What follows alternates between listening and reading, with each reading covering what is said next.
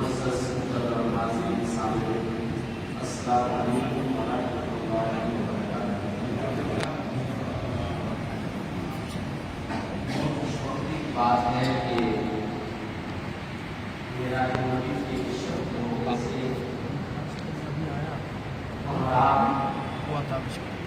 عالم دین اولاد علی شہزادہ شہید مدینہ کے واسطہ سید شاہ حسین اشرف الاشرفی الجیلانی کی صدارت و سرپرستی میں اللہ کے در بیٹھنے کی سعادت حاصل کر رہے ہیں۔ اور میرے جو خوش خوشی کی بات ہے کہ آج کی مبارک شب میں نیک بادشاہ بہت دعاؤں کے ساتھ کسی مسجد کے خطیب و امام استاد القرآن حضرت علامہ حافظ قاری مشتاق احمد مدینی صاحب مجھ طالب علم کو آپ حضرات کے سامنے کھڑا کر دیا ہے۔ حضرت کا حکم ہے حاضر دعا سے پیشتر آپ حضرات کے نعت کلام اور مولانا ابرار صاحب سے سماعت کیا۔ مجھے معلوم ہے کہ آپ تک چکے ہیں، مگر میں حضرت علامہ سے تقریر کے قول کے بعد کچھ کہنے کا آغاز کروں گا تاکہ آپ کو اپنے مکان کا احساس نہ ہو اور یہاں بیٹھنے میں ہو۔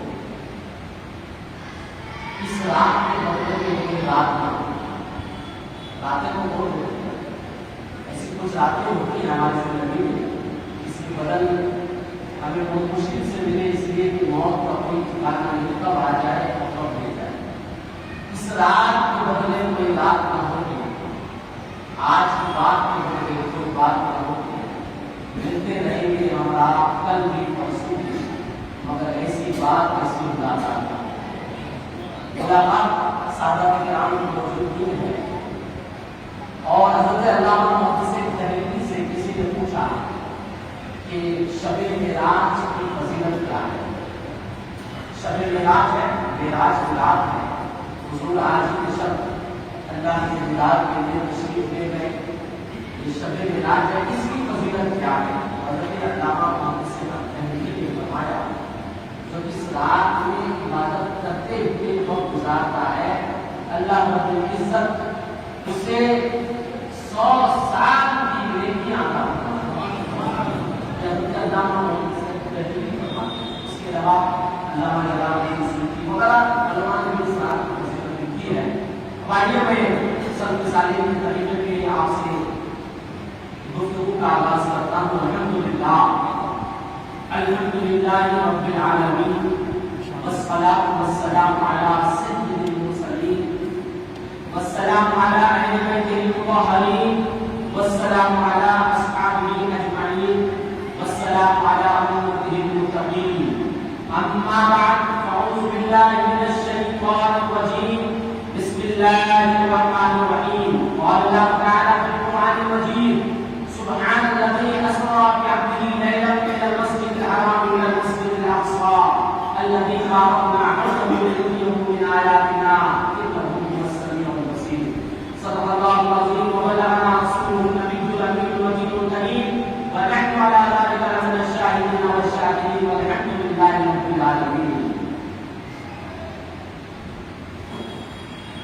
سب سے اعلیٰ و اولیٰ ہمارا نبی، سب سے بالا و بالا ہمارا نبی، سب چمک والے اجروں کے چمکا دیے اندھے شیشے پہ چمکا ہمارا نبی، سارے اچھوں میں اچھا سمجھیے جسے ہے اس اچھے سے اچھا ہمارا نبی۔ کون دیتا ہے دینے کو بھول چاہیے، دینے والا ہے سچا ہمارا نبی۔ حضرات محترم، میں نے قرآن مقدس کی جس آیت کی تلاوت کی ہے اس تعلق سے الحمدللہ مولانا صاحب نے تو گفتگو کر لیا ہے، مگر اس کو مزید روشنی ڈالنے سے قبل آئیے حضرت کو جس کام کے لیے وقت کیا گیا تھا میں ان کے بدلے آپ کے سامنے ترنم میں میرا سے متعلق ایک کلام پیش کر رہا ہوں۔ ان کے پاپڑے اللہم صلی علی سیدنا مولانا محمد وعلیہ السلام علیہ یا رسول اللہ صلی اللہ علیہ وسلم۔ سدرا سے دیا کون گیا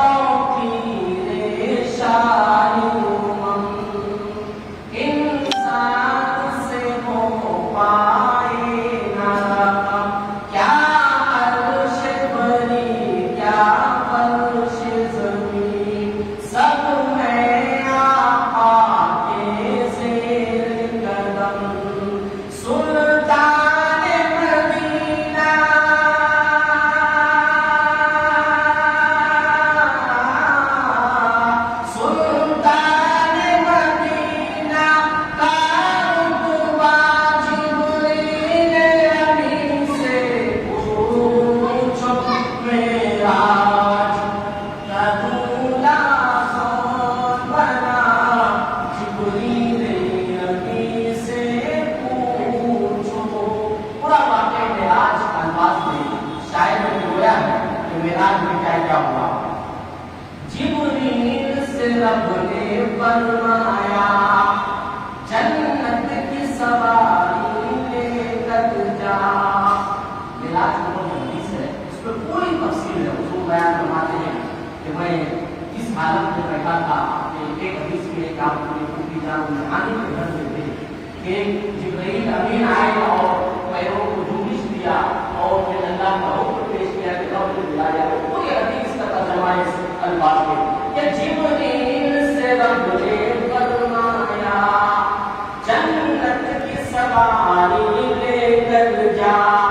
محبوب سے جا کر کہہ دے اب آگے کرے وہ سیر ذرا.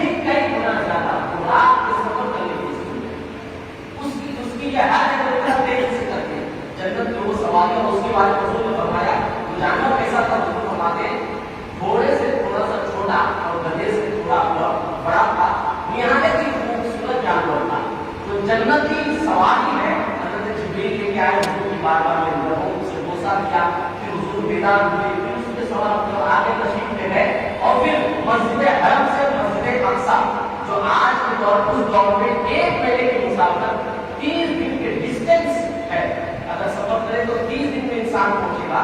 حضور پل بھر میں مسجد اقصی میں پہنچے کہ وہاں پہ آپ نے امامت فرمائی. شاعر کہتا ہے سنیے، اقصی میں سواری جب پہنچی نبیوں کی جماعت حاضر تھی، کرنے کو ادا رب کا سجدہ سب بستہ جماعت کھڑی ہوئی.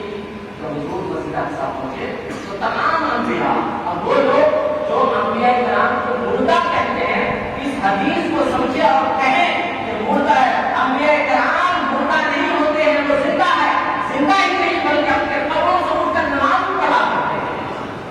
اسی تعلق سے حدیث دوسری ہے، انبیاء کے ساتھ شہداء کی جماعت ہے، وغیرہ علماء ہیں، اللہ کے لیے بندے ہیں، یہ قبروں میں آرام کرتے ہیں. یہ ہمارے آرام کے جیسے دوسرے لوگوں کے جیسے مردہ نہیں ہو جاتے، یہ ان کی زندگیاں ویسی ہو جاتی ہے. یہ نبیوں کی جماعت قبروں سے اٹھی اور پھر حضور کی امامت میں نماز ادا کی. شاعر کہتا ہے کہ اقصی میں سواری جب پہنچی نبیوں کی جماعت حاضر تھی، کرنے کو ادا رب کا سجدہ سب بستہ جماعت کھڑی ہوئی. ہے شرف امامت، ہے شرف امامت کسے ملا جبریل امین سے پوچھو، معراج کا دولہا کون بنا جبریل امین سے پوچھو. پہنچے آخر اس منزل پر چلتے ہیں جہاں جبریل کے پر سے ضرور کہا، جہاں پہ جبریل نے کہا بس میری تو یہی حل ہے، اس کے آگے میں نہیں جا سکتا. یا رسول اللہ اب آپ آگے تشریف لے جائے. شاید نے اپنے الفاظ میں بولا ہے کہ پہنچے آخر اس منزل پر چلتے ہیں جہاں جبریل کے پر، جبریل کے سرکار بڑھے پہنچے ہیں عرش اعظم پر. مہمان خدا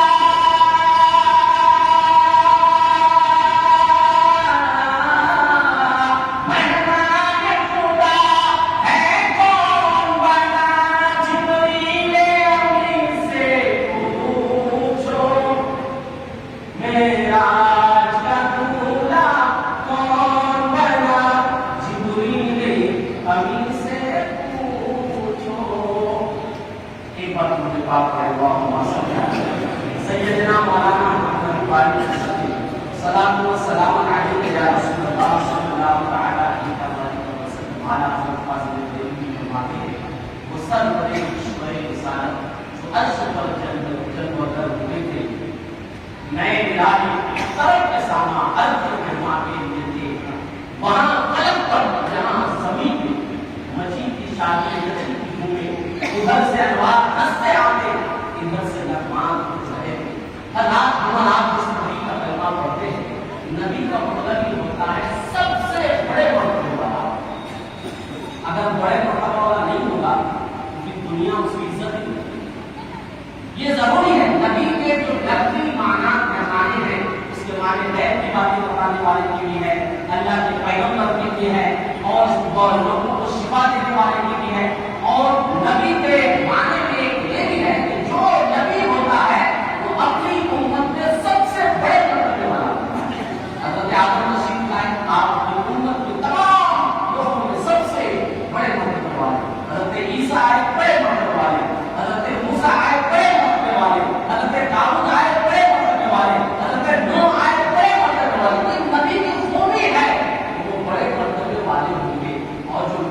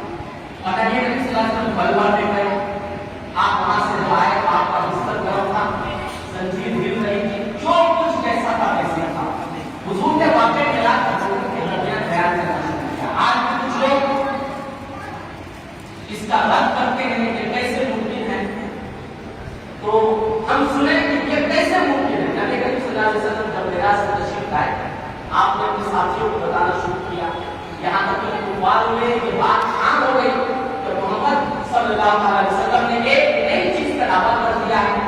انہوں نے دعویٰ کیا کہ میں پل بھر میں رات کے تھوڑے سے حصے میں مسجد حرام سے مسجد اقصیٰ تک گیا. ایسا لگتا ہے کہ ہم کبھی مسجد اقصیٰ نہیں گئے ہیں. یہ غیر معمولی بات کر کے محمد صلی اللہ علیہ وسلم نے اپنی ذات ہٹا دیا, اپنا مقام ہٹا دیا. انہوں نے یہ کیسی بات کر دی, ایک نیا جھگڑا چلا گیا مکہ مدینہ میں, تو کفار اور مشرکین اس بات پر عام کرنے لگے. مگر جو حضور کے غلام جو 40 سال صحابہ تھے, حضور جس سے فرماتے کہ میں کل ہم نے مسجد حرام سے مسجد اقصیٰ گیا, مسجد اقصیٰ میں میں نے امامت کی, وہاں سے پہلے آسمان پہ گیا حضرت آدم کی ملاقات کی, وہاں سے دوسرے آسمان پہ گیا حضرت نوح کی ملاقات کی, وہاں سے تیسرے آسمان پہ گیا, چوتھے آسمان پہ گیا. رسول اللہ صلی اللہ علیہ وسلم نے پورا واقعہ بیان اپنے جانساز صحابہ کو بیان فرمایا. صحابہ کرام اس میں فرماتے خدا کا حبیب و امی یا رسول اللہ, آپ جو کہتے ہیں سچ کرتے ہیں کہ اللہ نے آپ کے اوپر کرم کیا, کہ اللہ نے آپ کے اوپر انعام دیا. یا رسول اللہ ہم تسلیم کرتے ہیں آپ نے اللہ کا دیدار کیا ہے, آپ جنت دے کے آئے. بلکہ صحابہ کرام کا عقیدہ تھا حضور جو کچھ فرماتے تھے اس میں صحابہ اپنے خواہش کے مطابق اور یہ سوال کر دیا کرتے تھے. کیوں کرتے تھے؟ اس لیے کہ صحابہ کا عقیدہ ہے حضور نے کہا ہے کہ مجھے بہت دیدار ہوا, میں پل بھر میں مکہ سے مسجد اقصیٰ چلا گیا, مسجد اقصیٰ سے پہلا آسمان سے دوسرا, تیسرا, ساتویں آسمان تک گیا, سدرۃ المنتہا تک گیا, تک کا دیدار کیا, میں نے جنت کی سیر کیا, میں نے برق کو ایسے سزا ہوتے دیکھا, جہنم میں لوگوں کو سزا ہوتے دیکھا. حضور فرماتے جا کے صحابہ کرام اس پہ ایمان لاتے جاتے, اب پتا چلا کہ واقعے معراج پہ ایمان لانا, اس کو ماننا یہ بڑی عام بات نہیں بلکہ صحابہ کا عقیدہ ہے. حدیث ہے بھائی, بخاری شریف کی ہے حدیث ہے.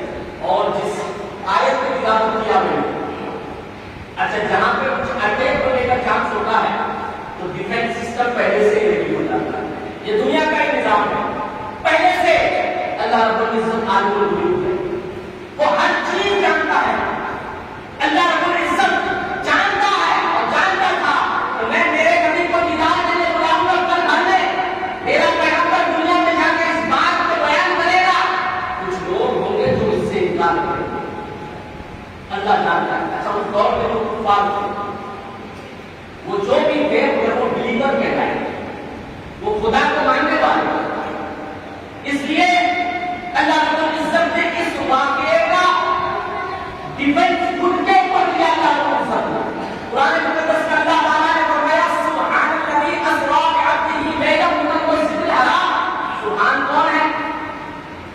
اس کا ترجمہ کیا ہے؟ پاک ہے وہ ذات جو لے گیا اپنے بندے کو راتوں رات مسجد حرام سے مسجد اقصیٰ تک.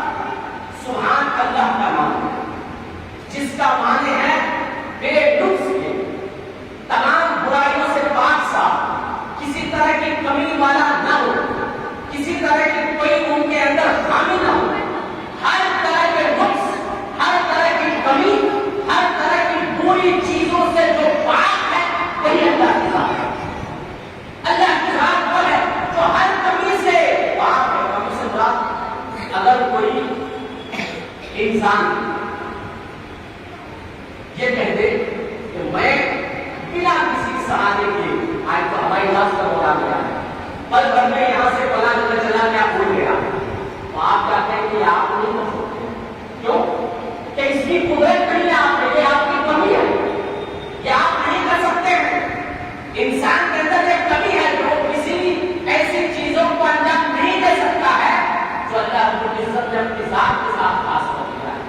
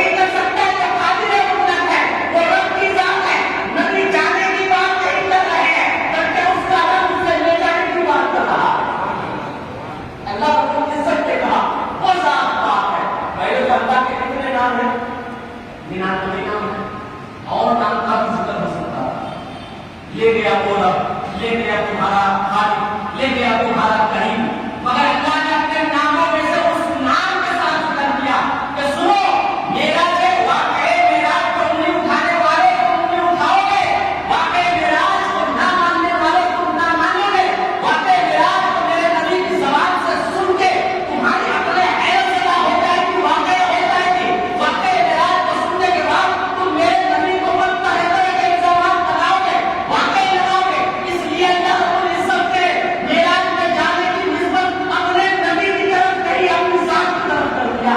کہہ لو سن لو، تم کسی طرح کا سوال اٹھانے سے پہلے یہ سوچ لینا کہ بات یہاں جانے کی نہیں ہے، لے جانے کی ہے۔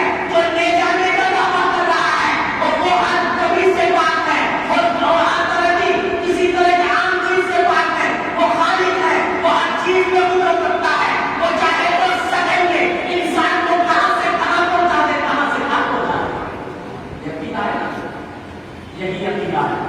قرآن نے بھی پیش کیا نبی کی واقعی معراج کو کہ پاک ہے وہ ذات جو پل بھر میں رات ہی رات میں مسجد حرام سے مسجد اقصیٰ تک اپنے بندے کو لے گیا۔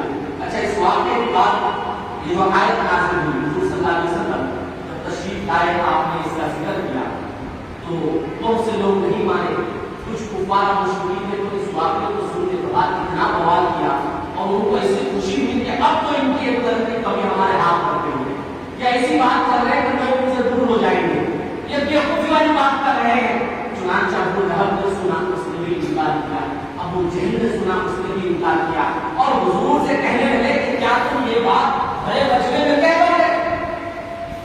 جو تم ہمیں بتا رہے ہو دو چار لوگوں کو بتا رہے ہو، کیا تم بڑے بچنے میں کہو گے؟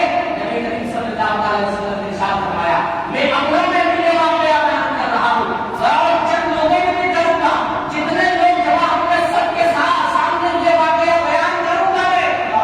چنانچہ انہیں کن سجائیں گے، بھیڑ جمع کیا، بھیڑ کس کے طرف سے جمع کیا جا رہا ہے؟ جو منہ کے لیے واقعی معراج ہے، جو مشرکین ہے، کفار ہے، ابو لہب ہے، ابو جہل ہے، بڑے بڑے کفار، انہوں نے بھیڑ جمع کیا۔ نبی کریم صلی اللہ علیہ وسلم سے کہا کہ کیا آپ ان سبھی لوگوں کے سامنے اس واقعہ کا ذکر کر سکتے ہیں؟ نبی کریم صلی اللہ علیہ وسلم کھڑے ہوئے، آپ نے بڑے بجنے میں معراج کے واقعے کا ذکر کیا۔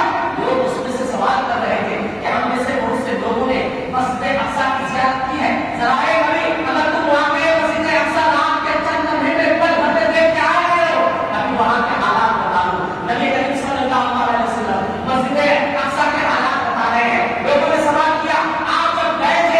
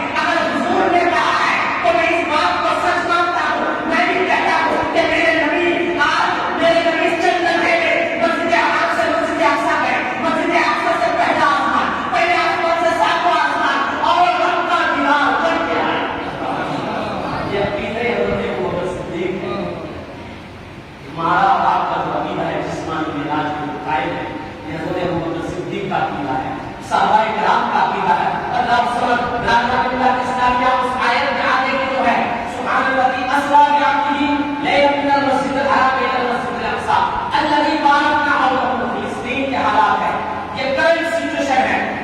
مسجد اقصی کی کیا اہمیت ہے امت مسلمہ میں، قرآن مقدس آیت سے دکھانے آج بھی نہیں بلکہ گزشتہ 100 سال سے صدیوں سے مسجد اقصی کے ارد گرد مسلمانوں کے اوپر ظلم ہو رہا ہے۔ کیا وجہ ہے کہ یہ یہود اور نصارہ دشمنان اسلام جانتے ہیں کہ یہ وہ سرزمین ہے جس کے ارد گرد قرآن میں اعلان ہوا ہے کہ جس کے ارد گرد برکتیں ہیں، برکتوں سے مراد علماء بیان فرماتے ہیں وہاں کا آب و ہوا بہت بہترین ہے، اس میں جو جھیل ہے بہت بہترین ہے، اس میں ہونے والے میوہ جات بہت بہترین ہے۔ اسی چیز پر آج دشمنان اسلام قبضہ کیے ہوئے ہم قبضہ کرنے کی کوشش کرتے ہیں۔ اللہ سبحانہ میں آج اس مبارک بات سے اللہ کے ان نیک بندوں کے لیے دعا کرنا چاہتا ہوں جو اللہ کی اس نشانی والی جگہ کی حفاظت کے لیے اپنی جان کا نذرانہ پیش کیے ہیں۔ بہت برکت والی جگہ ہے مسجد اقصی، یہ وہ جگہ ہے جہاں پہ سید الانبیاء نے امامت فرمائی ہے اور اللہ کے تمام نبیوں نے وہاں نماز ادا فرمائی ہے۔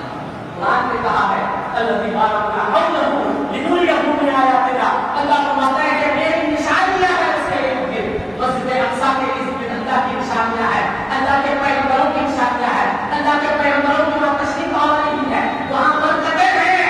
اے مسلمانوں اس جگہ سے اپنے عقیدے کو مضبوط کر لو، لگا لو، اگر کوئی ایسا موقع آئے کچھ نہ کر سکے تو وہاں کی حفاظت کرنے والوں کے لیے آپ وہاں پر دعا کرتے رہا کرو اور وہاں کی خدمت کے لیے اپنے آپ کو متمنی کرتے رہو، اس لیے کہ یہ وہی جگہ ہے جہاں سے پیغمبر اعظم سید المرسلین آسمان کا سفر کیے تھے، جنت کا سیر کیے تھے۔ وقت نہیں اجازت دے رہا ہے بات کہ کسی موقع سے انشاءاللہ آپ بات کے سامنے کچھ کہہ کر کچھ سیکھنے کی کوشش کروں گا۔